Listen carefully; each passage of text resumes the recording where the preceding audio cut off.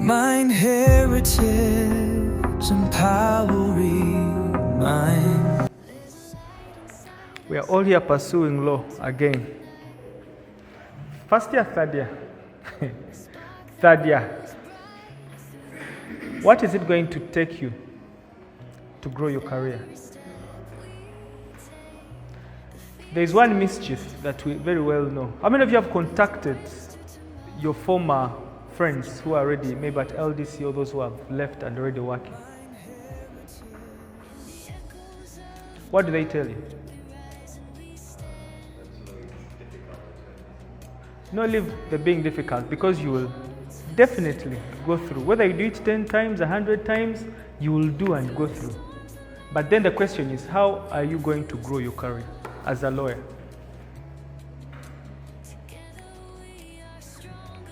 Because knowledge alone is not enough. We know that actually the paper itself is not enough. So there are three fundamentals that I think will help you and help us grow our career. The first one is we know it, knowledge. The second is the skill. These are different. And the third is the connection or opportunity. You are here studying law, you're getting knowledge, information. Knowledge is more or less of you entering a library and you find textbooks everywhere, right? Left, right, north, south, books, different books with different subjects. But you stepping out of the library does not mean you're knowledgeable, are you? No.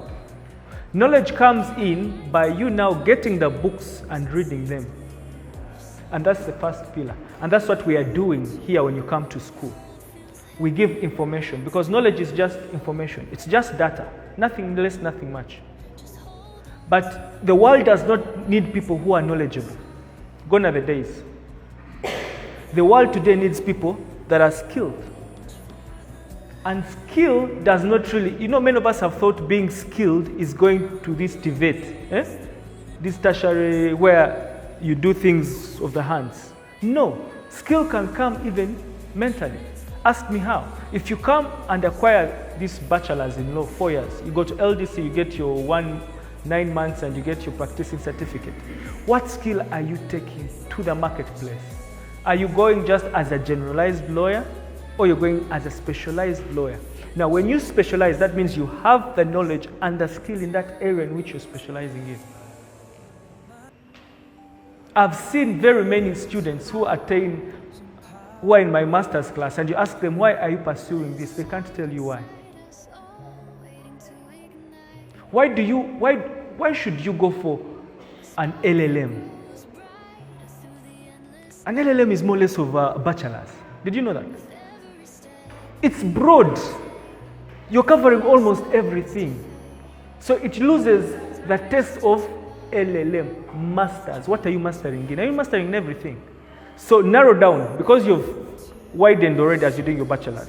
Narrow down and ask yourself, do I want to go in commercial? Do I want to go to land? Do I want to go to trade? Do I want to go to intellectual property? Do I want to venture in human rights? Specialize and master in that. And the more you master, because it's knowledge, the more you develop the skill. Malcolm Gladwell, in his famous book Outlier, talks about the 10,000 hour rule. If you can spend 10,000 hours on any craft you want, you become a specialist. You become a master in that. But that alone, in this era, is not enough. You can have the knowledge, you can have the skill. If you don't have the connections and opportunity, down to the drain. So you're in this class, that's why I started asking myself, have you taken these people out? Do you know your friends? Connections. Vanessa might be there and seated with her husband and the kids, and the friends have come to us and they're like, by the way, you know what? We needed a lawyer who's Mukasa. I know Sam. I know there is Vanessa. I know there is Dan. I know there is connections. Competence can take you there, but your connections may retain you there, as more or less as your character. So how many people do you know that have gone before you? Or how many people do you know that you're with at this particular point in time? How many people do you know that are before you? Because you can't tell when the storm will rise. So when it rises, are you there to take? They tell us in leadership that a person who cares for you is not a person who speaks in your presence. It's a person who speaks when you're not there. Do you have people who will speak for you when you're not in the room, is the question. No matter how knowledgeable you are, no matter how skilled you are, you need that opportunity. And opportunity simply means preparation, meeting what? Readiness. You may have prepared for years, but you're not ready. Yes? And you may be very ready, ill-prepared. And that opportunity will just bypass you. So it's not only the information, the knowledge that you're acquiring here that will make you grow in your career. It's the knowledge you acquire. How good, how have you understood it? The second, what skills are you using the knowledge you have acquired for? Imagine how many things you know that you've not put into use.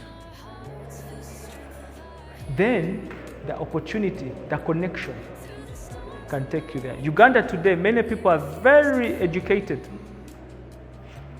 but they're not getting the jobs. And so many are getting the jobs just with a phone call. So it's high time we marry the two. And know that actually, education is just a means, not to the end. And the end can come through this. My final word that I want to share with you is that every time you wake up, every time you talk to somebody, consider these two things. Impact them and influence them. If you have this will come automatic. If you can speak to me at any one time and impact my thoughts and influence me to do something, I will never forget you. And whenever there is an opportunity, I'll be like, Dan last time talked about something. I think Dan can be good for this job. Refer. So don't just talk to people. Make sure whatever in the big conversations you're having, scoop out one thing that will impact them and will influence them to do something. Because we are human beings, the two desires we want is impact and influence. If you are a leader, impact. If you're a businessman, impact. And once you impact, you're ready to influence. Yes?